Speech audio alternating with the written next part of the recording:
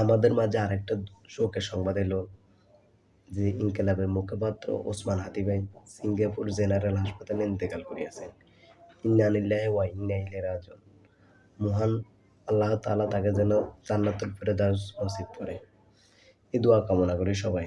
তার জন্য দুহাত তুলে দোয়া করি যে আগামীকাল শুক্রবার যে জুমার আগে বা পরে তার জন্য মহান রব্বুল আলামিনের কাছে দোয়া চাই যেন আল্লাহ তাআলা তাকে জান্নাতুল ফেরদাউস নসিব করে।